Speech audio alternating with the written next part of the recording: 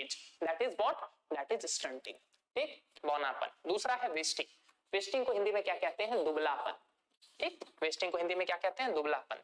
Wasting क्या होता है, लो वेट फॉर हाइट, यानी कि आपकी जितनी हाइट है ना उसके हिसाब से जितना आपका वेट होना चाहिए उससे कम है, तो आप क्या कहलाएंगे, आप कहलाएंगे स्टंट, नहीं आप क्या कहलाएंगे, वेस्टेड। ठीक ना। तीसरा क्या है, अंडरवेट। इन दोनों में कंफ्यूजन होता है, वेस्टिंग और अंडरवेट में कंफ्यूजन होता है, और कई बार जो है ना वो पीसीएस वगैरह के एग्जाम में, स्टेट पीसीएस वगैरह एग्जाम्स में ये चीज पूछा जा चुका है, स्टेटमेंट के रूप में आपको वही दूसरा वाला दे देंगे और वहीं पर फंस जाते हैं बच्चे। ठीक ना। जब हम वेस्टिंग की बात कर रहे हैं तो हम बोल रहे हैं कि हाइट की तुलना में वेट का कम रहना, लेकिन जब हम अंडर वेट की बात कर रहे हैं तो हम बोल रहे हैं एज के हिसाब से जितना वेट होना चाहिए उससे कम रह जाना। दोनों में अंतर है, यही गौर कर लीजिए। ठीक ना। जब हम वेस्टिंग की बात कर रहे हैं तो वेस्टिंग की जब हम बात कर रहे हैं तो हम बोल रहे हैं लो वेट फॉर हाइट, और जब हम अंडर वेट की बात कर रहे हैं तो हम बात कर रहे हैं लो वेट फॉर एज, उम्र की तुलना में आपके वेट का कम रह जाना, that is what, that is under weight. लेकिन जब हम बोलते हैं क्या कि हाइट है बहुत लेकिन एकदम दुबले रह जाते हैं, कई बार होता है ना यूथ, युवाओं में या यूथ जब हम लोग टीनेज वगैरह में रहते हैं तो स्कूल वगैरह में अचानक से किसी की हाइट बहुत लंबी हो गई, तो हाइट की तुलना में यदि वजन कम रह जा रहा है then that is what, that is wasting.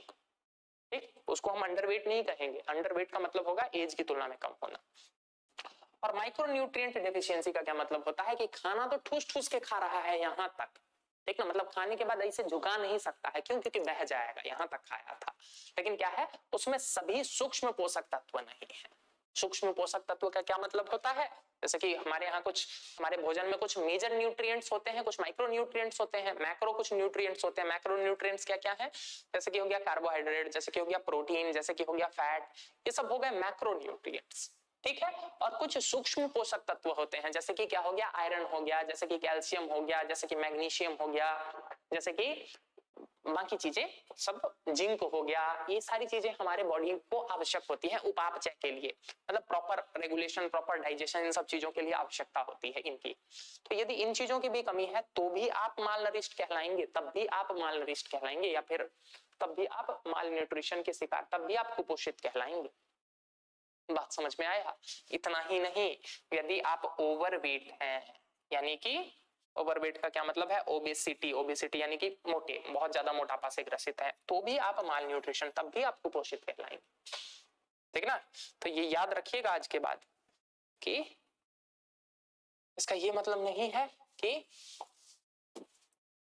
केवल केवल जो दुबले हैं या फिर जो जो अपनी हाइट से कम है केवल वही जो है वो कुपोषण की कैटेगरी में आते हैं, ऐसा बिल्कुल नहीं है। ठीक, अब जरा समझ के देखिए क्या कि फूड प्रोसेसिंग से कैसे कुपोषण में कमी आती है। एक बात बताइए, जो मोटे मोटे लोग या फिर मान के चलिए जो ओबेसिटी से ग्रसित थे, अब क्या हो रहा है, फूड प्रोसेसिंग के कारण उन्हें अच्छे हेल्दी डाइट्स मिल जा रहे हैं, जैसे कि ओट्स हो गया, जो फाइबरस है लेकिन बहुत ज्यादा कार्बोहाइड्रेट रिच नहीं है या बहुत ज्यादा शुगर रिच नहीं है। इससे क्या हो रहा है, उनके शरीर में वो जो न्यूट्रिएंट का इम्बैलेंस था, जो जरूरत से ज्यादा हो जा रहा था, वो बैलेंस हो रहा है। तो अब जरा सोच के देखिए, इसके कारण कुपोषण में कमी आ रही है कि नहीं। ठीक ना, ऐसा ही नहीं, आप जरा सोच के देखिए, आपने सुना होगा जरूर, क्या आजकल जो है वो आटे आ रहे हैं इस तरह के, बहुत सारे जो है वो ऑयल इस तरह के आ रहे हैं जिसमें क्या है, विटामिन ए, विटामिन ई, इस तरह चीजों को जो है वो ऐड किया जाता है बाहर से। आपने सुना है इस बारे में, देखिएगा मार्केट में जो है वो बहुत तरह के ऐसे ऐसे उत्पाद आ रहे हैं जिनको हम क्या कहते हैं, अलग चैप्टर में आप लोगों को साइंस एंड टेक में पढ़ाया जाएगा, उनको फूड फोर्टिफिकेशन कहते हैं। ठीक ना।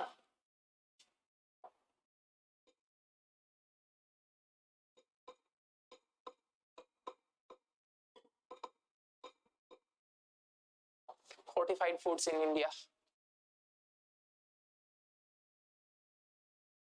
ये देखिए बहुत सारे ऐसे उत्पाद हैं, ये देखिए बड़ा नहीं होगा, हो रहा ना, ये देखिए सिंपल गेहूं, चावल, चावल में क्या क्या फोर्टिफाई किया जा रहा है, फॉलिक एसिड डाला जा रहा है। फॉलिक एसिड क्या है, आयरन, फॉलिक एसिड, आयरन भी डाला जा रहा है, विटामिन B12 डाला जा रहा है।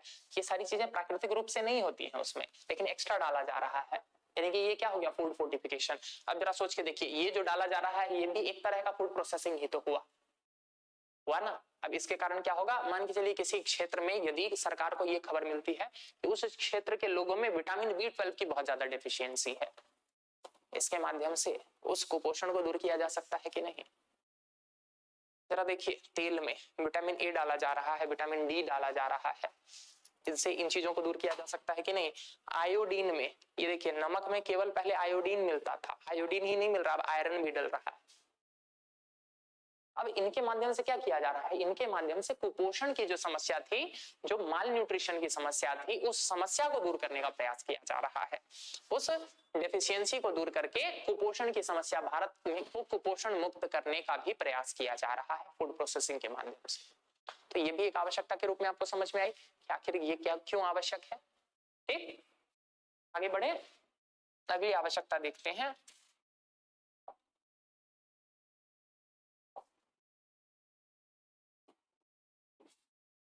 अगली आवश्यकता देखते हैं। अगली इससे संबंधित आवश्यकता या फायदे इसके क्या हैं कि इंक्रीज इन फार्म इनकम।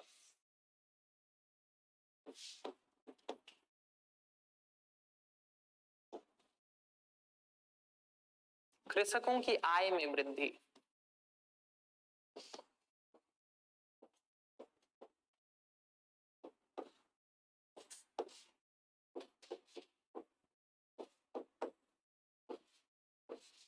कृषकों की आय में वृद्धि। अभी जस्ट हम लोगों ने देखा क्या कि 2% भारत में टोटल जितना भी उत्पादन होता है उसका मात्र 2% जो होता है वो प्रोसेस होता है, और ये 2% प्रोसेसिंग टोटल के कितने प्राइस में, टोटल प्राइस में कितना परसेंट में कंट्रीब्यूट करता है? 32%। यानी कि इनकम, पैसा कमाने की संभावना ठीक ठाक है।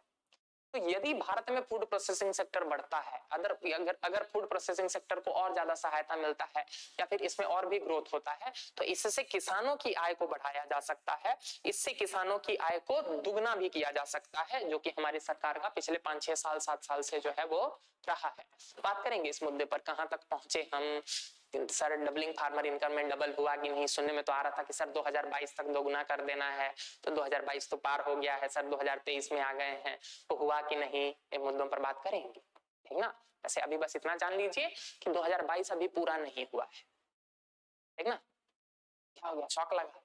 हाँ, सही बोल रहा हूँ नहीं, 2022 पार पूरा नहीं हुआ है सर। क्यों? क्योंकि हम लोग फाइनेंशियल ईयर को कैलकुलेट करते हैं। फाइनेंशियल ईयर कैलकुलेट होता है 1 अप्रैल से लेकर कब तक? 31 मार्च तक। लेकिन एग्रीकल्चरल ईयर जो होता है ना, कृषि वर्ष, एग्रीकल्चर ईयर, वो स्टार्ट होता है 1 जुलाई से लेकर 30 जून तक।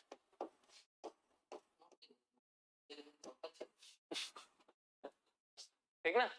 तो अभी हम लोग जो है ना वो एग्रीकल्चर ईयर 2022 में ही हैं। ठीक, तो आज जब मैं आप लोगों को पढ़ा रहा हूँ, आज कितनी तारीख है? 27।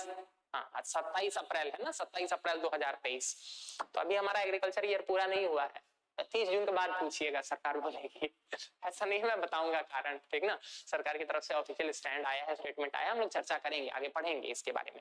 अभी बस इतना समझ लीजिए कि हाँ, यदि फूड प्रोसेसिंग बढ़ता है तो इससे किसानों की आय को बढ़ाने में मदद मिल सकती है। सरकार ने इस दिशा में प्रयास भी किए, बात करेंगे हम लोग इस बारे में जब योजनाएं पढ़ेंगे तब। ठीक है, अगला देखिए इसी कंटेक्स्ट में क्या होता है, इसके क्या फायदे हैं या आवश्यकता क्या है। इससे छठा फायदा क्या होता है? इससे छठा फायदा होता है कि क्रॉप डाइवर्सिफिकेशन होता है। क्रॉप डाइवर्सिफिकेशन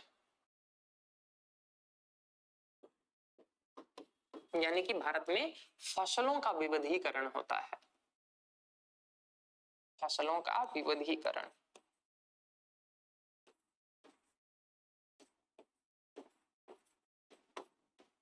विविधीकरण,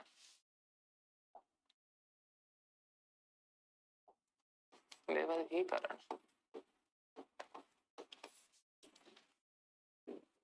क्या है क्रॉप डाइवर्सिफिकेशन? जरा बात को समझिएगा। पहले मेरी मजबूरी थी क्या कि मैं गेहूं या चावल ही उगाऊंगा। क्यों? क्योंकि एमएसपी पर यही खरीदा जा रहा है मेरे क्षेत्र में, एपीएमसी मंडीज में, ठीक ना? तो इस कारण से मेरे पास विकल्प नहीं था। लेकिन अब जरा सोच के देखिए, यदि मेरे क्षेत्र में ही नए प्रोसेसिंग यूनिट्स लग गए हैं जो क्या कर रहे हैं, कि सूरजमुखी का तेल निकाल रहे हैं। क्या मेरे क्षेत्र में मान के चलिए कोई ऐसा प्लांट लग गया है, कोई ऐसा फूड प्रोसेसिंग जो क्या कर रहा है, ओट्स बना रहा है। अब मेरे ऊपर बाध्यता नहीं है या मैं प्रेशराइज्ड फील नहीं करूंगा क्या कि मुझे गेहूं या चावल ही उगाना है, मैं सूरजमुखी का फूल उगा लूंगा ना, मैं उसको सप्लाई कर दूंगा, वो मेरे बगल वाले क्षेत्र से लेना चाहेगा। तो इसके कारण क्या होता है, भारत में फूड एग्रीकल्चरल कमोडिटी का डाइवर्सिफिकेशन होता है, विविधीकरण होता है। इससे कई सारी समस्याएं अपने आप डील हो जाती हैं। हम लोग पहले ही पढ़ चुके हैं इस दिशा में कि क्या हो रहा है, वही हरित क्रांति एंड ऑल दैट। उसके कारण क्या हो रहा है, जिन क्षेत्रों में प्राकृतिक रूप से धान की फसल बहुत अच्छी नहीं हो सकती थी, उन क्षेत्रों में भी धान की फसल लगाई जा रही थी। देखा था ना हम लोगों ने, हरित क्रांति वाले क्षेत्र, पंजाब हरियाणा वाले बेल्ट, ये प्राकृतिक रूप से धान की फसल के लिए अनुकूल नहीं है, लेकिन चूंकि हरित क्रांति के दौरान क्या हुए, धान और गेहूं की ही बीजें आई, तो इन क्षेत्रों में भी हरित क्या बोलते हैं, धान लगाई जाने लग गई। जिसके कारण फिर हमने पढ़ा था ना कि भौम जल का जरूरत से ज्यादा दोहन हुआ, और फिर क्या हुआ, इन क्षेत्रों में आज भी वाटर लेवल बहुत ज्यादा डाउन है। बात समझ में आ रहा? तो फसलों का विविधीकरण भी होता है, इस कारण से भी आवश्यक है फूड प्रोसेसिंग, ठीक है ना। यदि हम आम उपभोक्ता के रूप में यदि समझे, तो फूड प्रोसेसिंग के कारण क्या होता है, हमारे पास भी चॉइस आता है, ठीक ना। तो कंज्यूमर को कई सारे चॉइस मिलते हैं, इट इंक्रीजेस कंज्यूमर चॉइस, उपभोक्ता के विकल्पों को बढ़ाता है, उपभोक्ता के विकल्पों को यह बढ़ाता है।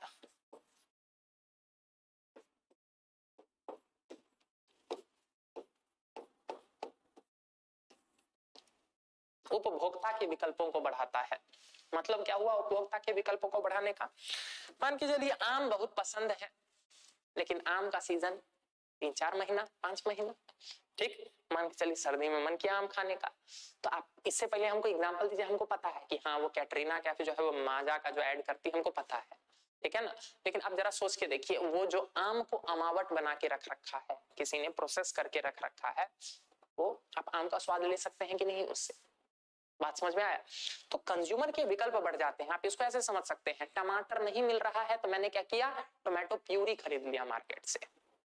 बात समझ में आ रहा है? टमाटर नहीं मिला तो मैंने क्या किया, टोमेटो प्यूरी खरीद लिया। मटर, पहले मटर के लिए मारामारी चलती थी ना, मटर के सीजन्स में मटर के रेट ठीक मिलते थे, बाकी टाइम में मटर पनीर बना रहे हैं तो मटर ही गायब है। अब देखिए क्या किया, उसी मटर को फ्रोजन फॉर्म में पैकेज्ड पीस आज हमें मिल जाते हैं ना, वो भी तो एक तरह का प्राइमरी प्रोसेसिंग ही तो है। बात समझ में आया? तो इसके कारण क्या हो रहा है, उपभोक्ता के पास विकल्प बढ़ रहे हैं। प्रोसेसिंग के कारण क्या हो रहा है, वैसे भी खाद्य पदार्थ जो हमारे क्षेत्र में नहीं नॉर्मली मिलेंगे, और यदि हम दूर से मंगाएंगे ना तो वो रास्ते में खराब हो जाएंगे। लेकिन क्या है, इस प्रोसेसिंग के कारण क्या हो रहा है, उसका कुछ ना कुछ प्रोसेस्ड फॉर्म आज भी हमारे क्षेत्र में भी पहुंच जा रहा है। इसके कारण क्या हो रहा है, विकल्प बढ़ रहे हैं, उपभोक्ता के पास पहले से ज्यादा विकल्प है। आप वो भी ट्राई कर सकते हैं, वो भी ट्राई कर सकते हैं, अलग अलग तरह की चीजें आ रही है। तो ये कुछ आवश्यकताएं हैं या ये कुछ फायदे हैं। आप इन दोनों कंटेक्स्ट में इस बातों को जो है वो मोल्ड करके बता सकते हैं क्या, कि ये कुछ फायदे हैं, ये कुछ विकल्प हैं, ये कुछ आवश्यकताएं हैं जिन जो फूड प्रोसेसिंग या खाद्य प्रसंस्करण क्षेत्र से संबंधित है, ठीक है। अब जरा हम आगे बढ़ते हैं, जरा देखते हैं कि भारत में क्या संभावनाएं हैं, ठीक ना। पॉसिबिलिटीज इन इंडिया, ठीक ना, पॉसिबिलिटीज इन इंडिया, आखिर भारत में क्या संभावनाएं हैं।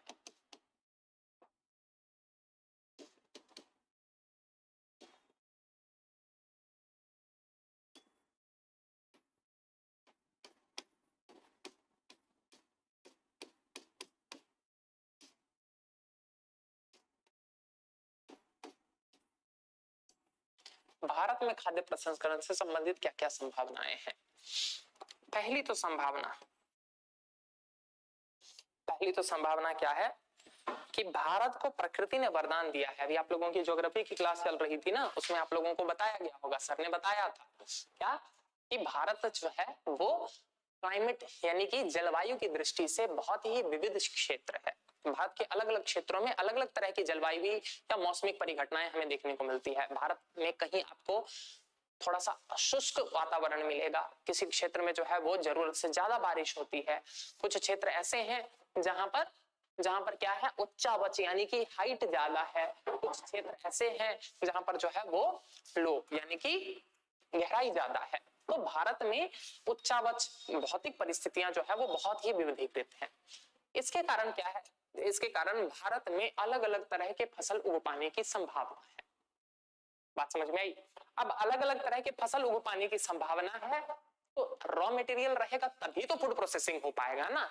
अब जरा सोच के देखिए, मैं किसी क्षेत्र में जाके सूरजमुखी का तेल निकालने का फैक्ट्री लगा रहा हूं और उस क्षेत्र में सूरजमुखी उत्पादन ही नहीं होता है, तो मेरी फैक्ट्री तो ठप पड़े रहेगी ना, मतलब बंद हो जाएगी ना। तो इस कारण से चूंकि भारत में अलग अलग क्षेत्रों में बहुत विविध प्रकार के जो है वो फसलें लगाई जा सकती हैं, तो इसी कारण से भारत में खाद्य प्रसंस्करण के भी अलग अलग तरह के जो है वो फैक्ट्रीज लगाई जा सकती हैं। भारत के अलग अलग क्षेत्रों में अलग अलग तरह के जानवर मिलते हैं हमें, ठीक ना। कुछ क्षेत्र में जो है वो सिंपल जो है वो बकरी पालन होता है, कुछ क्षेत्रों में गाय, कुछ क्षेत्रों में भैंस, कुछ क्षेत्रों में सुअर पालन। हम नॉर्थ ईस्ट में चले जाइए, वहां पिग्स, सुअर पालन जो है वो बहुत बड़ा, उसका मतलब बहुत ज्यादा होता है, बहुत व्यापक पैमाने पर होता है। तो अलग अलग क्षेत्रों में हमें अलग अलग तरह के क्या बोलते हैं वो पशु धन भी पाए जाते हैं, देखने को मिलते हैं। तो इनके संदर्भ में भी प्रोसेसिंग को मदद मिल जाएगा।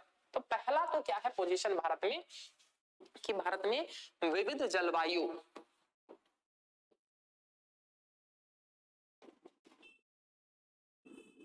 विविध जलवायु के कारण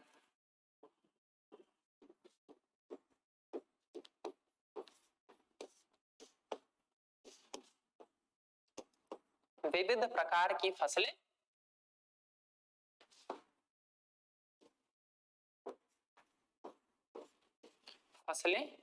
एवं पशुधन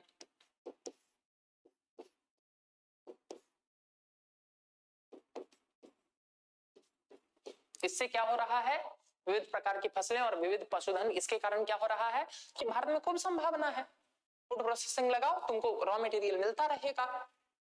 बात समझ में आया? ये विविध मतलब मैं डाइवर्सिटी की बात कर रहा हूं। आप जो है वो चाहे तो मक्के से जो है वो कॉर्नफ्लेक्स बनाने वाला फैक्ट्री लगा लीजिए, सिंपल सी बात है। जो सूखे क्षेत्र है वहां पर गेहूं धान नहीं होगा, लेकिन वहां मक्का तो उगाया जा सकता है ना। आपको पता होगा क्या कि मक्का जो है वो इतना ज्यादा उसको आवश्यकता नहीं है। ज्योग्राफी में आप लोगों को पढ़ाया जाएगा, जब अलग अलग तरह की फसलें पढ़ाई जाएंगी तो वहां पर डिटेल में बताया जाएगा, ठीक। तो आप जरा सोच के देखिए, जिन क्षेत्रों में मक्के का उत्पादन होता है वहां पर कॉर्नफ्लेक्स बनाने की फैक्ट्री, जिन क्षेत्रों में मान के चलिए क्या कि गेहूं का उत्पादन ज्यादा होता है या धान का उत्पादन ज्यादा होता है, वहां पर कुछ ऐसा फैक्ट्री, कोई ऐसी फैक्ट्री जो क्या करे पोहा में कन्वर्ट कर दे, या क्या करे जो दलिया बना दे, या फिर और किसी तरह की चीजें बनाए, ब्रेड बनाने की फैक्ट्री लग जाए। तो ये कुछ संभावना है। पहली संभावना समझ में आ गई, डाइवर्सिटी। दूसरी संभावना, food processing is considered as a labour intensive sector. खाद्य प्रसंस्करण क्षेत्र को श्रम प्रधान क्षेत्र माना जाता है। क्यों? क्योंकि इसमें श्रम की आवश्यकता, मैनुअल लेबर की आवश्यकता बहुत ज्यादा होती है, ठीक ना। और आपको पता है भारत में श्रम की कोई कमी नहीं है, ठीक ना। आप लोगों को बधाई हो, मैं पहले से बता रहा था ना कि 2023 में जो है वो हम चाइना को पीछे छोड़ने वाले हैं। अब तो ऑफिशियल हो गया है, खूब सारा जो है न्यूज आ रहा है। हमने तो आपको 10 दिन 15 दिन पहले ही बताया था, उससे पहले कि 2023 में हम चीन को पीछे छोड़कर जो है वो भारत की सबसे, विश्व की जो है वो सबसे ज्यादा आबादी वाला देश बनने वाले हैं, बन चुके हैं, बधाई हो। तो हमारे पास लेबर की कोई कमी नहीं है। तो दूसरी भारत में संभावना क्यों है? क्यों? क्योंकि हमारे पास श्रम बल का आधिक्य है, श्रम बल की अधिकता।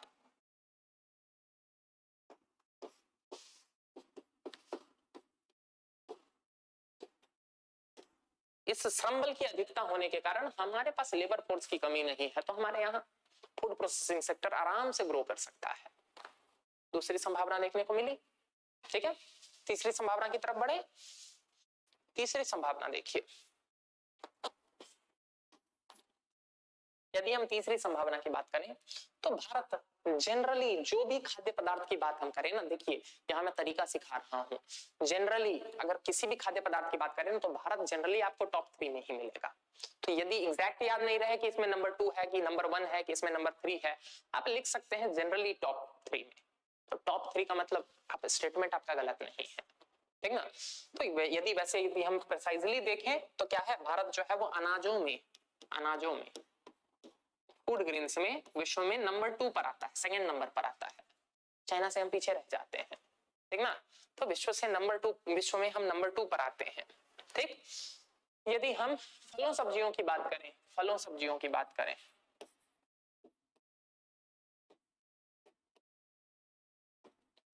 सब्जियों की बात करें, इसमें भी हम लगभग नंबर 2 पर ही आते हैं। कभी नंबर 1 पर आ जाते हैं, कभी फिर नंबर 2 पर आ जाते हैं, ठीक। लेकिन फलों सब्जियों के उत्पादन में भी हमारा ठीक ठाक स्थान है विश्व में, ठीक। फलों सब्जियों में भी हम सेकंड पर ही आते हैं, फलों सब्जियों में भी हम सेकंड पर ही आते हैं, फर्स्ट पर नहीं है, फलों सब्जियों में सेकंड पर। यदि हम दुग्ध की बात करें, दुग्ध यानी कि यदि हम मिल्क की बात करें, इसमें तो हम बहुत मार्जिन से आगे हैं, फर्स्ट पर, हम पहले पायदान पर आते हैं विश्व में। ठीक, यदि हम मसालों की बात करें, स्पाइसेस, भारत के लोग तो मसालों के लिए ही जाने जाते हैं, ठीक ना। अरे यूरोप हमारे वास्को डी गामा खोजते हुए आया ही था इसीलिए कि मसाला खरीद के बेचेंगे।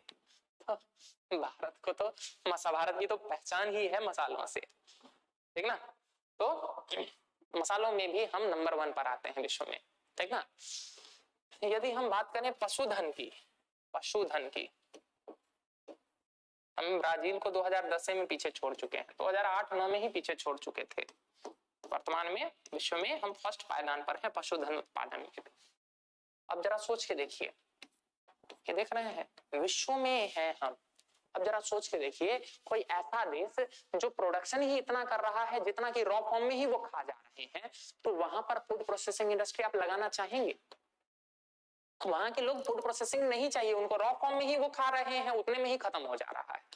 तो जहां सरप्लस हो, जरूरत से ज्यादा हो, वहीं तो इंडस्ट्री के लिए आएगा ना माल। भारत आप देख रहे हैं ना, सब में सेकंड 1-1-1, यानी कि भारत में प्रोडक्शन ज्यादा हो रहा है, प्रोडक्शन ज्यादा हो रहा है, तो यानी कि यहाँ संभावना है कि आप यदि फैक्ट्री लगाएंगे ना तो आपको रॉ मटेरियल मिल जाएगा। जिन देशों में प्रोडक्शन सरप्लस नहीं है, जहां पर उत्पादन ठीक ठाक नहीं है, वहां पर आपको मिलेगा ही नहीं रॉ मटेरियल।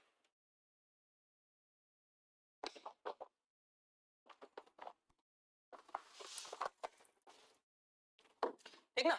तो ये भी एक संभावना है क्या, कि भारत जो है वो सरप्लस प्रोडक्शन करता है, सरप्लस प्रोडक्शन, सरप्लस प्रोडक्शन यानी कि अधिशेष उत्पादन,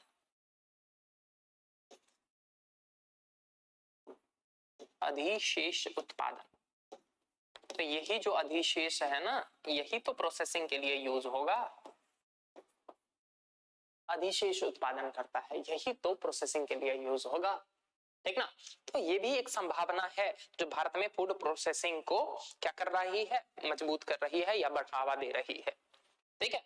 तो ये कुछ मुख्य क्षेत्र थे जिनके कारण क्या हो रहा है, जिनके कारण क्या हो रहा है कि भारत में फूड प्रोसेसिंग के संदर्भ में समस्या मतलब संभावनाएं अधिक है। जरा ये देख लिया, तो अब हम जरा देखने की कोशिश करते हैं आखिर व्हाट आर द चैलेंजेस, आखिर चुनौतियां क्या हैं। What are various challenges associated with food processing sector? Challenges, चुनौतियां क्या हैं? यदि हम चुनौतियों की बात करें तो सबसे पहली चुनौती तो क्या है हमारे यहाँ, सबसे पहली चुनौती है कि बैकवर्ड फॉरवर्ड लिंकेज।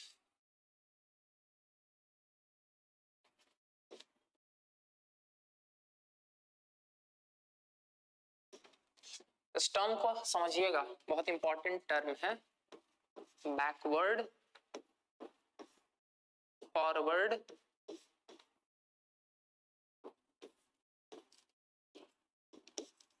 लिंकेज की समस्या। क्या है बैकवर्ड फॉरवर्ड लिंकेज? जरा बात को यहां गौर कीजिएगा, ये खाली इसी सेक्टर से रिलेटेड नहीं है, आप इसको बाकी सेक्टर में भी जोड़ सकते हैं। बात को समझिए, ये होता है पॉइंट ऑफ रेफरेंस के बेसिस पर, पॉइंट ऑफ रेफरेंस के बेसिस पर। क्या होता है पॉइंट ऑफ रेफरेंस? आप लोगों ने बचपन में पढ़ा होगा क्या, कि हम ट्रेन में बैठे हुए हैं, हमारे सामने में एक जो महिला बगल में बैठी हुई है, वो हमारी तुलना में जब हम उसको देखते हैं तो वो स्थिर हमें मालूम प्रतीत होती है ना। अरे आपकी तुलना में तो थोड़ी मूव कर रही है, लेकिन यदि बाहर वाला कोई आपको देख रहा होता है तो आप दोनों जो है वो 50, 60, 70, 80 किलोमीटर प्रति घंटे की रफ्तार से चल रहे होते हैं कि नहीं। ये पॉइंट समझ में आया? तो यानी कि जब पॉइंट ऑफ रेफरेंस हमने बदला, जब आपके स्थान पर बैठ के मैं यदि देख रहा हूं बगल वाली महिला को, अब ये नहीं पूछेगा कि सर आप क्यों देख रहे हैं बगल वाली महिला को, वो दूसरी बात है, ठीक है, उसकी बात हम नहीं कर रहे हैं। तो जब मैं उसकी तरफ देख रहा हूं तो वो मुझे अपने तुलना में स्थिर मालूम प्रतीत हो रही है, लेकिन यदि बाहर से यदि हम देख रहे हैं उसको तो वो हमें क्या दिख रही है, वो 80 किलोमीटर प्रति घंटे की रफ्तार से चलती हुई दिख रही है। इसी को बोलते हैं point of reference. Point of reference यदि आप बदल देंगे तो आपका पॉइंट चेंज हो जाएगा। बगल में मान के चलिए ट्रेन चल रही है, उसके बगल में एक कार आ रही है जो कितनी स्पीड से चल रही है, 60 किलोमीटर प्रति घंटे, तो उससे यदि कोई आदमी उस महिला को देख रहा है तो उसको 20 किलोमीटर प्रति घंटे की रफ्तार से आगे बढ़ती हुई दिख रही होगी, पॉइंट समझ में आ रहा? तो अब जरा ये पॉइंट अगर समझ में आ गया है तो अब जरा समझने की कोशिश करते हैं आखिर ये बैकवर्ड फॉरवर्ड लिंकेज है क्या। बैकवर्ड फॉरवर्ड लिंकेज यहां पर हम पॉइंट ऑफ रेफरेंस में लाते हैं फूड प्रोसेसिंग इंडस्ट्री को। फूड प्रोसेसिंग इंडस्ट्री को हम पॉइंट ऑफ रेफरेंस के रूप में यूज करते हैं। अब जरा सोच के देखिए, आप खुद सोच के देखिए, यदि आप हैं फूड प्रोसेसिंग इंडस्ट्री, आपने क्या किया है, आपने एक फैक्ट्री लगा रखी है, तो आपके लिए बैकवर्ड क्या होगा? आपको पीछे से क्या चाहिए? पीछे से क्या चाहिए आपको? रॉ मटेरियल चाहिए, रॉ मटेरियल चाहिए, कच्चा माल चाहिए, अरे गेहूं चावल चाहिए जिसको आप प्रोसेस करने वाले हैं। इसके अलावा आपको क्या चाहिए? आपको बिजली चाहिए, इलेक्ट्रिसिटी चाहिए, आपको क्या चाहिए? ट्रांसपोर्टेशन फैसिलिटी चाहिए, आपको वाटर कनेक्शन चाहिए। ये सारी चीजें आपके लिए बैकवर्ड हो गई, ठीक? ये सारी चीजें आपके लिए पीछे से चाहिए। फिर क्या किया आपने? प्रोसेस कर दिया। अब इस प्रोसेसिंग के बाद आपको क्या चाहिए? प्रोसेसिंग के बाद आपको चाहिए क्या कि आगे आपका सप्लाई जो है ना, सप्लाई चेन आगे हो कि आप जो क्या कर सके, उसकी मार्केटिंग कर सके, उसको बेच सके, उसको सुपर चेन सुपर मार्केट वगैरह से लिंक कर सके, सुपर मार्केट वगैरह से लिंक कर सके, उसको क्या करें, आम उपभोक्ताओं तक, कंज्यूमर्स तक पहुंचा सके।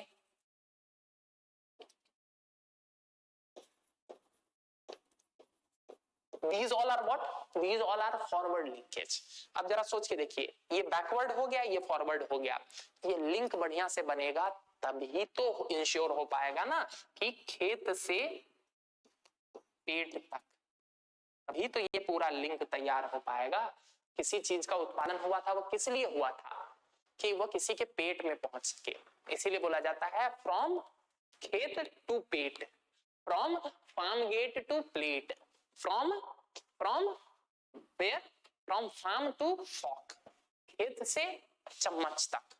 ये लिंक तभी बन पाएगा जब बैकवर्ड फॉरवर्ड लिंकेज हो पाएगा। भारत में बैकवर्ड फॉरवर्ड लिंकेज की समस्या आपको हर क्षेत्र में देखने को मिलती है। अब जरा इसी चीज को यहाँ और गौर से समझिए। यहाँ पर क्या कर रहा हूं मैं? पॉइंट ऑफ रेफरेंस को चेंज करते रहा हूं। पॉइंट ऑफ रेफरेंस को मैं कैसे चेंज कर रहा हूं? मैं अब क्या कर रहा हूं, इस फूड प्रोसेसिंग इंडस्ट्री की जगह क्या कर रहा हूं, एक किसान को बना दे रहा हूं या फार्म को बना दे रहा हूं पॉइंट ऑफ रेफरेंस, एक फार्मर को बना दे रहा हूं पॉइंट ऑफ रेफरेंस, किसान को। अब जरा सोच के देखिए, इसके लिए बैकवर्ड क्या है? एक किसान के लिए बैकवर्ड लिंकेजेस क्या होंगी कि उसको बीज मिल जाए, उसको जो है वो क्या मिल जाए, उर्वरक मिल जाए, उसको कीटनाशक मिल जाए, उसको सिंचाई के संसाधन मिल जाए। ये सारी चीजें इसके लिए हो जाएंगी बैकवर्ड। अब क्या किया, इस किसान को ये सारी चीजें मिली, इसने क्या किया, इस अनाज का प्रोडक्शन किया, इस अनाज का उत्पादन किया। एक बार जैसे इस अनाज का उत्पादन हो गया, अब क्या करना है, उसको अपने माल को आगे बेचना है। तो या तो एपीएमसी मंडी में बेच पाए, या फिर किसी फूड प्रोसेसिंग इंडस्ट्री को बेच पाए, या डायरेक्ट वो ओपन मार्केट में बेच पाए। ये उसके लिए क्या हो गया, ये उसके लिए हुआ फॉरवर्ड। तो बैकवर्ड फॉरवर्ड लिंकेज स्टैब्लिश हो पाना भारत में एक चुनौती के रूप में देखने को मिलती है। कैसे हमें देखने को मिलती है? भारत में बहुत सारे ऐसे क्षेत्र हैं जहां आज भी अवसंरचना के ठीक से उपाय नहीं है, ठीक ना, किसानों को पता ही नहीं है। यदि फूड प्रोसेसिंग इंडस्ट्री के संदर्भ में यदि हम बात करें तो कोई प्रॉपर लिंक नहीं है, ठीक। आपको बताऊं, आपको आश्चर्य होगा, ये जानकर आपको आश्चर्य होगा कि भारत में मोर देन 50% से ज्यादा फूड प्रोसेसिंग जो होता है ना, वो अनऑर्गेनाइज्ड सेक्टर में होता है। अनऑर्गेनाइज्ड यानी कि असंगठित क्षेत्र में। असंगठित क्षेत्र, असंगठित क्षेत्र का क्या मतलब है? गांव में जो है वो 10-15 महिलाएं साथ बैठी और उन्होंने मिलकर क्या कर दिया, उन्होंने मिलकर अचार बना दिया। ऐसा हो सकता है कि वो जो अचार बनाती हो ना, वो भारत का सबसे बेस्ट अचार बनाती हो, सबसे बेस्ट अचार बनाती हूँ, लेकिन क्या है, उनके पास फॉरवर्ड लिंकेज नहीं है। वो दुकानों तक अपना माल ही नहीं पहुंचा पा रही है, उनके प्रोडक्ट की कोई पहचान नहीं बन रही है, ओपन मार्केट में उनके प्रोडक्ट की डिमांड नहीं है, लोगों को पता ही नहीं है। इसी को कहते हैं बैकवर्ड फॉरवर्ड लिंकेज की समस्या। बात समझ में आया? एग्जाम्पल समझ में आया ना? जैसे कि आप लोगों ने सुना होगा, लिज्जत पापड़ के बारे में तो सुना ही होगा ना।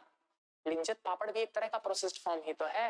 गांव की कुछ महिलाओं ने मिलकर स्टार्ट किया 1960s के डेकेड में, ठीक ना, और आज देखिए भारत के लगभग हर क्षेत्र में पहुंच गया ना। तो ये तो एक सक्सेस स्टोरी है। ऐसी कितनी सारी फेलियर स्टोरीज भी तो है इंडिया में। कई सारी चीजें हैं ग्रामीण क्षेत्र में, कुछ महिलाएं कुछ छोटे छोटे लोग मिलके जो है वो कुछ एक ऐसी तरह का बिस्किट बना रहे हैं, इस तरह का अचार बना रहे हैं, इस तरह का कुछ प्रोडक्ट बना रहे हैं जो हो सकता है बहुत अच्छा हो, उनकी गुणवत्ता बहुत अच्छी हो, उनकी क्वालिटी बहुत अच्छी हो, उनका टेस्ट बहुत अच्छा हो, लेकिन लोगों तक पहुंच ही नहीं है। क्यों? क्योंकि बैकवर्ड फॉरवर्ड लिंकेज नहीं है। बात समझ में आ रहा? ना तो कोई सप्लाई चेन, कोई सुपरमार्केट उनसे खरीद रहा है माल, ना लोकल मार्केट में उनका सामान जो है वो बहुत दूर तक बिक पा रहा है, तो जिस क्षेत्र में बना रहे हैं केवल आसपास में ही रह जा रहा है। तो एक समस्या तो ये है बैकवर्ड फॉरवर्ड लिंकेज की। ये पॉइंट समझ में आया? ठीक, अगला पॉइंट देखिए, इसी में समस्या, दूसरी समस्या क्या है इसी में, चुनौती, दूसरी समस्या क्या है? फूड प्रोसेसिंग इंडस्ट्री लगाने के लिए आपको चाहिए लैंड। जहां ये मुद्दा आता है तो भारत में दिक्कत होनी स्टार्ट हो जाती है। लैंड एक्विजिशन, भू अधिग्रहण। कहाँ लगाओगे फैक्ट्री? हाँ, लगाने के लिए जमीन चाहिए ना। हाँ, फूड प्रोसेसिंग इंडस्ट्री लगाने के लिए जमीन चाहिए। तो ग्रामीण क्षेत्र में बेटर होगा, क्योंकि शहरों में तो पहले से ही रोजगार के टिका का अवसर है, माइग्रेशन को भी तो रोकना है। तो क्या करें, ग्रामीण क्षेत्र में ही फूड प्रोसेसिंग इंडस्ट्री लगानी है, जमीन चाहिए होगा। Land acquisition is itself a tedious task. Bharat में भू अधिग्रहण जो है वो एक अपने आप में चुनौतीपूर्ण कार्य है, ठीक ना।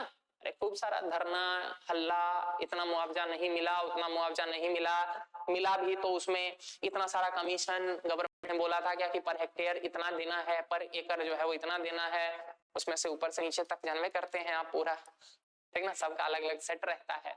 ठीक, तो ये समस्याएं, लैंड एक्विजिशन अपने आप में एक समस्या है जो भारत में फूड प्रोसेसिंग इंडस्ट्री के समक्ष एक चुनौती प्रस्तुत कर रही है। ये समझ में आ गया, लैंड एक्विजिशन की समस्या। तीसरी समस्या की यदि हम बात करें, तीसरी समस्या की बात करें तो तीसरी समस्या क्या है? Lack of skilled labours. Skilled labour, हमने अभी देखा ना, लेबर फोर्स भारत में सरप्लस है, स्किल्ड लेबर यानी कि कुशल श्रमिक।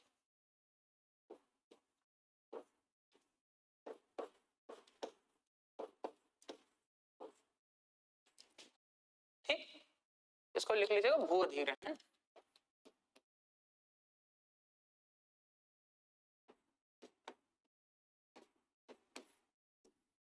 भू अधिग्रहण, कुशल श्रमिक। अभी हमने देखा ना, पिछले पॉइंट में हमने पढ़ा था कि भारत में जो है वो लेबर फोर्स की कोई कमी नहीं है, भारत में लेबर फोर्स सरप्लस है। लेकिन आप जरा खुद मुझे सोच के बताइए, क्या किसी को भी किसी फैक्ट्री में लगाया जा सकता है? नहीं ना, उसके लिए कुछ ना कुछ तो उसके पास कौशल होना चाहिए, प्राइमरी लेवल का कुछ ना कुछ तो कौशल होना चाहिए। हर फैक्ट्री में काम करने की कुछ प्रीरिक्विजिट्स होती हैं, कुछ कौशल होना चाहिए, कुछ गुण होना चाहिए, वो कमी है भारत में। लेबर फोर्स सरप्लस है लेकिन स्किल्ड लेबर की बहुत कमी है। अब फिर मुद्दा जो है वो दूसरी तरफ चला जाएगा, फिर क्या कि सर क्यों है, कैसे रीजन है, किसी और टॉपिक में पढ़ेंगे जब हम पढ़ रहे होंगे क्या कि भारत की शिक्षा व्यवस्था जो है वो डिग्री ज्यादा बांटती है, कौशल कम प्रदान करती है, ठीक ना।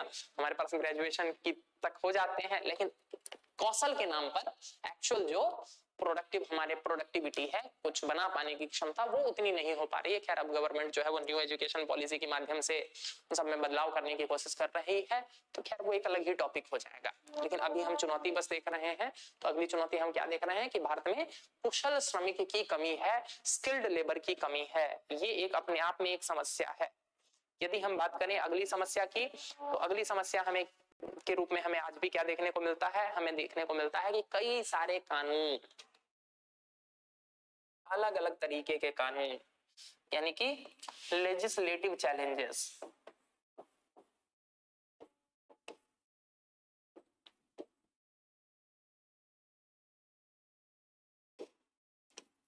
कानूनी प्रक्रियाएं, कानूनी प्रक्रियाएं बड़ी जटिल है। एग्जाम्पल आप लोगों को याद है ना, शिवाजी द बॉस मूवी तो जरूर देखी होगी, वो वाला देखा था ना, एक हॉस्पिटल खोलना चाह रहा था, यहाँ से वहां से वहां से वहां से 10 जगह से, और हर जगह जाते क्या होता था कि कितने का प्रोजेक्ट है, 25% पार्टी फंड में, तो कानूनी बाधाएं बहुत तरह की आज भी है मौजूद, गवर्नमेंट कर रही है प्रयास, हम लोग देखेंगे क्या क्या प्रयास किया जा रहा है, लेकिन कानूनी बाधाएं, ये क्लियरेंस लो, वाटर का क्लियरेंस लो, इलेक्ट्रिसिटी के लिए अलग से ये क्लियरेंस लो, ये बिल, कितना तुम वो क्या बोलते हैं पॉल्यूशन क्रिएट करने वाले हो, जिस क्षेत्र में तुम लगाने वाले हो उस क्षेत्र जो है वो वन क्षेत्र में तो नहीं आता है, दौड़ो 10 जगह। इसके अलावा अलग अलग तरह के कानून, एपीएमसी बताऊंगा आगे पढ़ाएंगे, हम बात करेंगे, एसेंशियल कमोडिटी एक्ट, ठीक ना, आवश्यक वस्तु अधिनियम 1955 वाला क्या बोलता है कि इस लिमिट से ज्यादा तुम अगर स्टॉक पाइल करोगे तो हम उसको जमाखोरी मानेंगे, ठीक ना। तो ये सब समस्याएं, कानूनी बाधाएं बहुत सारी है, जिसके कारण क्या हो रहा है कि फूड प्रोसेसिंग सेक्टर आम आदमी के लिए, मतलब एक यदि कोई छोटा आदमी मतलब थोड़ा सा जुगाड़ पाने लगता है, सेटअप करना अलग अलग बहुत लेंदी प्रोसेस है, बहुत टीडियस टास्क हो जाता है, सरल नहीं है कि कोई आदमी आराम से उठा और उसने क्या किया कि आराम से जो है वो फूड प्रोसेसिंग सेक्टर को खोल दिया। अभी आप लोगों ने सुना होगा ईज ऑफ डूइंग बिजनेस, बात करेंगे इसके बारे में, ease of doing business, Bharat मतलब इंडियन गवर्नमेंट जो है वो इसकी खूब चर्चा करती थी, ease of doing business report World Bank जारी किया करती थी, खूब चर्चा हो रही थी। 2020 में हम घटकर आ गए थे 63वें पायदान पर, 63rd पोजीशन पर आ गए थे, ठीक ना।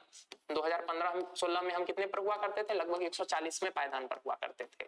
गवर्नमेंट ने खूब हल्ला किया, गवर्नमेंट खूब बार बार ये बोलती है क्या कि हम जो है वो इसमें सुधार हुए हैं, बिल्कुल सुधार हुआ है, देख लीजिए कहाँ आधे से कम पर आ गए हैं हम, तो भारत में बिल्कुल सुधरा है, मैं ऐसा नहीं बोल रहा हूँ कि भारत में नहीं सुधरा है, लेकिन अभी भी 63rd पोजीशन पर हैं। बात समझ में आ रहा, ऐसा नहीं है कि इतना आसान हो गया है क्या कि जब चाहे आप आराम से फैक्ट्री खोल लीजिए, आप बिजनेस स्टार्ट कर लीजिए, आज भी बिजनेस करना भारत में टफ है, 63rd रैंक है, यानी कि भारत में विश्व में 62 ऐसे और देश हैं जिनके जहां पर बिजनेस स्टार्ट करना हमसे ज्यादा सरल है। आपको जानकर आश्चर्य होगा, मतलब शौक लगेगा कि 2020 के बाद जो है ना वर्ल्ड बैंक ने ये रिपोर्ट पब्लिश करना ही बंद कर दिया। भारत सरकार ने इतनी इसकी बड़ाई की ना, इतनी तारीफ की अपनी, मतलब इसके माध्यम से कि वर्ल्ड बैंक ने इस रिपोर्ट को पब्लिश करना ही बंद कर दिया। बताऊंगा जब हम लोग अगले चैप्टर में इंडस्ट्री पढ़ रहे होंगे ना, उस टाइम बताऊंगा। एक्चुअली इंडिया की तरफ से कुछ नहीं था, चीन ने कुछ धांधली की थी, उसने जो है वो डेटा में कुछ मैनिपुलेशन किया था और अपना रैंक जो है वो बहुत ऊपर दिखा दिया था। बाद में जब पकड़ा गया तो फिर उसके रैंक को कम किया गया, लेकिन फिर वर्ल्ड बैंक ने कहा क्या कि ये हमारी प्रतिष्ठा के ऊपर सवाल है, तो इसलिए हम इस रिपोर्ट को ही डिसकंटिन्यू करते हैं। बात करेंगे इसके बारे में, लेकिन यहाँ पर जो पॉइंट था हमारा वो हमने समझ लिया ना कि भारत में कानूनी प्रक्रियाएं बड़ी जटिल हैं, जिसके कारण बिजनेस सेटअप कर पाना या एक फूड प्रोसेसिंग इंडस्ट्री लगा पाना अपने आप में एक टीडियस टास्क है, अपने आप में एक कठोर कार्य है। यदि हम अगले चैलेंजेस की बात करें तो अगला चैलेंज इसी के संदर्भ में क्या है कि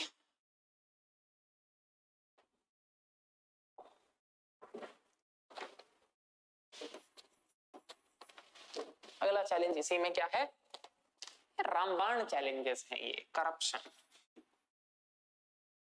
रामबाण चैलेंज क्या है, मैंने क्यों बोला रामबाण चैलेंज, मतलब ये ऐसी चुनौतियां हैं जो किसी भी आंसर में यदि आप चुनौती लिख रहे होंगे ना तो आप लिख सकते हैं, ठीक। मतलब आपको 4-5 पॉइंट के बाद नहीं पॉइंट मिल रहा है ना, कोई भी मुद्दा हो, भारत में विकास क्यों नहीं हो रहा है, करप्शन, भारत में फूड प्रोसेसिंग सेक्टर क्यों नहीं बढ़ रहा है, करप्शन, अब दीजिए सबको अलग अलग कमीशन, ठीक। आप चाहे तो इसको जोड़ के भी लिख सकते हैं, लेकिन ये सब सदाबहार चुनौतियां हैं जो भारत में चली आ रही हैं। करप्शन अपने आप में एक समस्या है, ठीक ना, जिसके कारण से क्या है, ये बता ना, फूड बाहर से आया फंड बट रहा है इधर उधर, ठीक, तो ये भी एक समस्या है। अगली समस्या की यदि हम बात करें, that is competition with MNCs.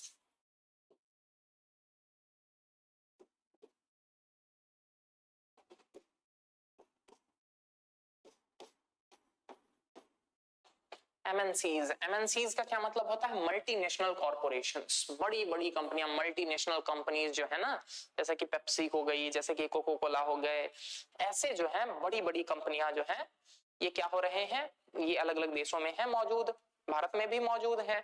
अब जरा आप खुद सोच के देखिए ना, मैं एक चिप्स बनाने की फैक्ट्री लगाना चाह रहा हूँ, आपको नहीं लग रहा है लेज के सामने टिक पाना मेरे लिए बहुत टफ है, उसका पॉकेट जो है ना वो यहां तक है, मतलब डीप पॉकेटेड कंपनीज कहा जाता है, इकोनॉमिक्स में टर्म आता है डीप पॉकेटेड, यानी कि उनके पास पैसा बहुत है, पैसा बहुत है तो वो अपनी ब्रांडिंग, वो अपनी क्या कर सकते हैं, अपनी मार्केटिंग खूब सारी ज्यादा कर सकते हैं।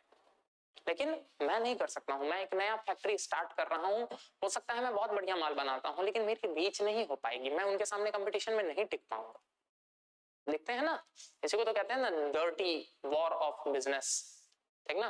क्या हुआ, पहले बहुत सारी आया करती थी, आप लोगों ने सुना होगा टाटा डोकोमो, ठीक ना। उसके अलावा कौन सा आता था, यूनिनॉर की टेलीनॉर आता था, एयरसेल आता था ना सब। फिर क्या हुआ, अचानक से 2016 में एक कंपनी आई जिसका नाम था जियो। उसने क्या किया, 3 महीने तो पहले फ्री दिया, फिर उसके बाद बहुत सस्ता रेट दिया। मैं ऐसा बिल्कुल नहीं हूँ, मैं रिलायंस के बिल्कुल अगेंस्ट नहीं बोल रहा हूँ, बस मैं बता रहा हूँ कि कैसे बिजनेस गेम्स चलते हैं। क्या हुआ, ये कंपनी कहाँ कंपीट कर पाई, उसके सामने कंपीट नहीं कर पाई, बर्बाद हो गई, मार्केट से बाहर हो गई, ठीक है। जो सरवाइव कर पाई बस अब वही 2-3 बची हुई है, कौन सी, एक तो एयरटेल बची हुई है, एक जियो हो गई, और एक बोलते हैं क्या कि आइडिया और वोडाफोन का जो है वो मर्जर हो गया है। लेकिन उन लोगों की हालत वैसी ही है कि एक पैर जो है वो कब्र में और दूसरा केले के छिलके पर, कभी भी फिसल सकता है और वो पूरी तरह से कब्र में जा सकता है, ठीक ना। तो ऐसे ही बिजनेस वॉर में इन बड़ी कंपनियों के सामने हमारे छोटे छोटे उद्यमों को टिक पाना बहुत टफ हो जाता है। जरा सोच के देखना, मैं ही बेवरेज इंडस्ट्री में घुसना चाह रहा हूँ, पेप्सी कोको कोला से टक्कर ले पाऊंगा मैं, बहुत टफ हो जाएगा। ऐसा नहीं बोल रहा हूँ कि बिल्कुल नहीं, लेकिन हाँ अपने आप में चैलेंजिंग है। बात समझ में आ रहा, तो इन बड़ी बड़ी एमएनसीज खरीद लेते हैं, बहुत डर्टी गेम्स करते हैं, इनकी रीच बहुत तगड़ी है, इनकी मार्केट में पहुंच है, इनका ब्रांड ज्यादा है। आप अपने खुद के कॉमन सेंस से इस चीज को एनालाइज कीजिए। आप किसी मॉल में गए हैं, वहां जो फूड वाला सेक्शन है ना, वहां पे जाइए, ठीक है ना। एक तरफ जो है वो सिंपल एक जो है व्हाइट कलर के पन्नी में रखा हुआ है, बहुत बढ़िया काजू फ्राई किया हुआ, ठीक ना, उस पर बढ़िया से मसाला वसाला डाला हुआ रखा हुआ है, उसके ऊपर चिट लगा हुआ है, बस व्हाइट कलर का पन्नी है और एक चिट लिखा हुआ है जिसमें कुछ लिखा हुआ है श्याम फूड कंपनी, या कुछ मान के चलिए अमर फूड कंपनी, ठीक, इस तरह का कुछ लिखा हुआ है। तो दूसरी तरफ आपको बगल में वही हल्दीराम के पैक में या फिर मान के चलिए लेज के पैक में वो चमचमाती पन्नी में देखने को मिलता है, ठीक है। इसका कीमत जो है वो मान के चलिए 100 ग्राम का अगर वो 100 रुपया ले रहा है, उसी 100 ग्राम का वो 200 रुपया ले रहा है। मैं गारंटी के साथ बोलूंगा आप जाके वही वाला उठाए। एक सिंपल चिप्स ऐसे व्हाइट वाले पन्नी में और एक लेज का चिप्स, ये क्वांटिटी भी ज्यादा दे रहा है, वो क्वांटिटी भी कम दे रहा है, डिस्पाइट दैट फैक्ट आप जाके लेज वाला ही उठा के लाएंगे। लाते हैं कि नहीं, क्यों, क्योंकि उस ब्रांड के बारे में हम जान रहे हैं, वो मार्केटिंग उसकी इतनी तगड़ी है कि हमारे दिमाग में बैठा हुआ है क्या कि नहीं लेज का चिप्स खाना है। बात समझ में आया, तो ये अपने आप में एक चुनौती है कंपटीशन एमएनसीज के साथ। इसी पॉइंट में जो है ना वो आप मेंशन कर सकते हैं और चुनौतियों के रूप में क्या क्या, कि प्रॉपर ब्रांडिंग का अभाव, ब्रांडिंग, प्रॉपर मार्केटिंग का अभाव,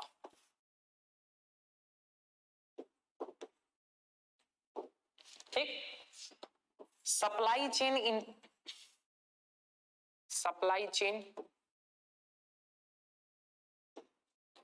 का अभाव, ये चैलेंजेस हैं जिनके कारण एमएनसी से नहीं टिक के सामने नहीं टिक पाते हैं, इन बड़ी बड़ी कंपनियों के सामने नहीं टिक पाते हैं। और ये क्या करते हैं, या तो खरीद लेते हैं, अधिग्रहण कर लेंगे, मार्केट से बाहर कर देंगे, ठीक ना। ब्रांडिंग, मैंने वो वाला एग्जांपल दिया था ना,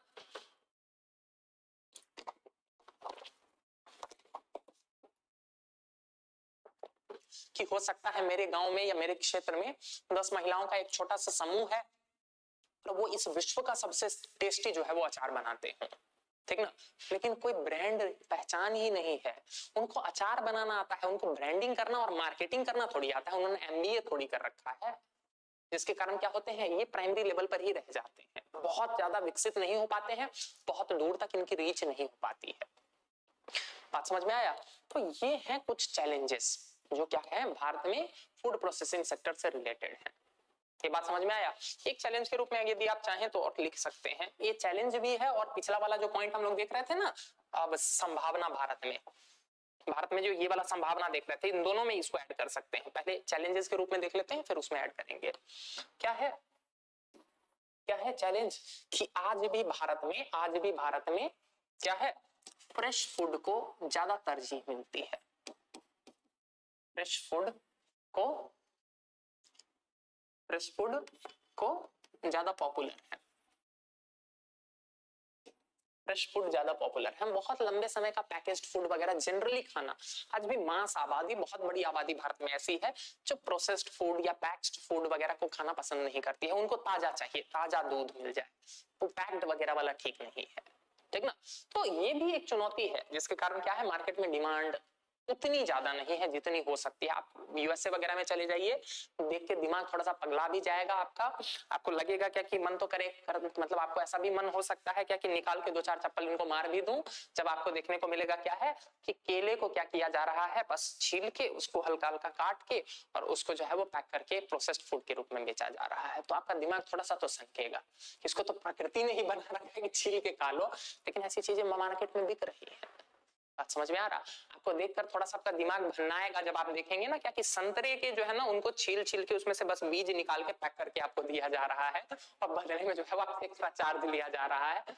तो दिमाग तो थोड़ा सा खराब जरूर होगा, लेकिन क्या कीजिएगा। तो है वहां पर प्रचलन है इस तरह से, लेकिन भारत में अभी भी फ्रेश फूड हम लोग जो है वो केला छील के खाना ज्यादा पसंद करते हैं। ठीक, और फ्रेश फूड की आज भी भारत में जो है वो डिमांड ठीक ठाक है। अब मैं इसी पॉइंट को बता रहा था ना, वहां अवसर के रूप में जब हम देख रहे थे ना भारत में सिचुएशंस, तो सिचुएशन के रूप में आप इसको ऐड कर सकते हैं कि भारत में जो अचानक से जो यूथ आबादी थोड़ा सा ये जो नहीं है मॉडर्न वेस्टर्न कल्चर वगैरह एंड ऑल दैट, इन सब के कारण क्या हो रहा है कि प्रोसेस्ड फूड की डिमांड बढ़ रही है।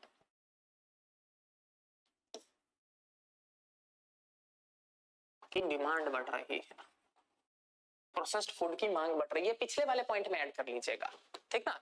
देखिए ये आनी चाहिए आपको कि एक पॉइंट को हम अपनी जरूरत के हिसाब से कैसे अलग अलग जगह यूज कर सकते हैं। देखिए पॉइंट सेम है, यहाँ पर मैंने क्या मेंशन किया है कि प्रोसेस्ड फूड की धीरे धीरे डिमांड बढ़ रही है जैसे जैसे यूथ आबादी, यूथ हमारे यहाँ युवा बढ़ रहे हैं और जैसे जैसे western culture and all that in सब का इंटीग्रेशन हो रहा है। लेकिन वहां पर मैं क्या बता रहा हूं, मैं बोल रहा हूं चुनौती के रूप में कि आज भी भारत में रॉ फूड की डिमांड ठीक ठाक है। लोग जो है वो रॉ मतलब फ्रेश फूड जो है वो खाना प्रेफर करते हैं, जो अपने आप में एक चैलेंज है। बात समझ में आया? तो ये कुछ चैलेंजेस थे, ठीक ना, फूड प्रोसेसिंग सेक्टर से रिलेटेड ये कुछ चैलेंजेस चुनौतियां थी, ठीक है। इस दिशा में गवर्नमेंट ने खूब सारी योजनाएं चलाई, इन समस्याओं को दूर करने के लिए अलग अलग खूब सारे प्रयास किए। यानी कि अब हम क्या देखने वाले हैं, अब हम देखने वाले हैं कि what are various government schemes. इस दिशा में सरकार ने क्या क्या प्रयास किए, गवर्नमेंट स्कीम्स। अभी बस नाम बता दे रहा हूं, इन स्कीम्स के बारे में चर्चा हम कल डिटेल में करेंगे क्योंकि एक एक स्कीम में हमें 10-10, 12-12, 15-15 मिनट लग जाएगा, तो इनके बारे में हम चर्चा थोड़ी सी बाद में करेंगे। अभी बस नाम बता दे रहा हूं, जैसे कि आपने सुना होगा संपदा योजना, संपदा योजना, इसका जाके फुल फॉर्म देखिएगा, scheme for agro marine processing and agro development clusters, इस टाइप का है इसका ये, ठीक ना। बताऊंगा कल डिटेल में इसके बारे में बात करेंगे, जब आपको बताऊंगा क्या कि इसके तहत क्या है, गवर्नमेंट जो है वो सब्सिडी दे रही है यदि आप मेगा फूड पार्क भारत में लगाना चाह रहे हैं तो। मेगा फूड पार्क के लिए 50 एकड़ मिनिमम लैंड होना चाहिए।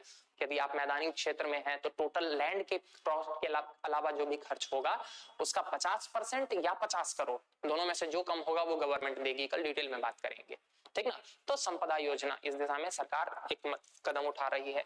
इसके अलावा आप लोगों को बताऊंगा कल टॉप के बारे में, top tomato onion potato, operation green के तहत, ऑपरेशन ग्रीन, ग्रीन रेवोल्यूशन नहीं, यहाँ ऑपरेशन ग्रीन की बात कर रहा हूँ, ऑपरेशन ग्रीन, इसके तहत टॉप के प्रोडक्शन सप्लाई इसको मेंटेन करने की बात की जा रही है। हाल फिलहाल के बजट में क्या किया गया, मतलब इस वाले नहीं, इससे पिछले वाले बजट में क्या किया गया, टॉप से टोटल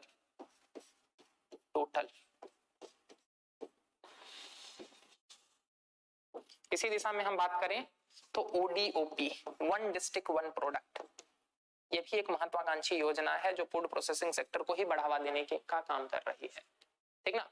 ये कुछ योजनाएं हैं जो क्या कर रहे हैं, इस दिशा में काम कर रही है। कल हम इन योजनाओं के बारे में भी डिटेल में पढ़ेंगे, ठीक ना। तो आज हम लोगों ने क्या क्या देखा, आज हमने देखा कि फूड प्रोसेसिंग है क्या, फूड प्रोसेसिंग का मतलब क्या है, हमने देखा क्या कि फूड प्रोसेसिंग के उद्देश्य क्या होते हैं, हमने देखा कि भारत में किन किन क्षेत्रों में फूड प्रोसेसिंग होता है, हमने देखा भारत की स्थिति क्या है, भारत में क्या संभावनाएं हैं फूड प्रोसेसिंग की, फिर हमने देखा क्या कि भारत में क्यों आवश्यकता है फूड प्रोसेसिंग की, क्या क्या इससे फायदे उठाए जा सकते हैं, क्या क्या इसके फायदे हैं, फिर हमने देखा क्या कि फूड प्रोसेसिंग सेक्टर के क्या क्या चैलेंजेस हैं। कल स्टार्टिंग में आऊंगा ना तो एक बार दिखाऊंगा आप लोगों को कि पिछले 4-5 साल में देखिए कितने क्वेश्चन आए हुए हैं केवल फूड प्रोसेसिंग सेक्टर से। यहां तक बातें समझ में आई? ठीक है, तो आई होप आज की बात आप लोगों को समझ में आई होगी। एक बार जाके रिवाइज कीजिएगा। कल जो है हम इसी से आगे बढ़ेंगे, हम कंटिन्यू करेंगे। तब तक के लिए धन्यवाद।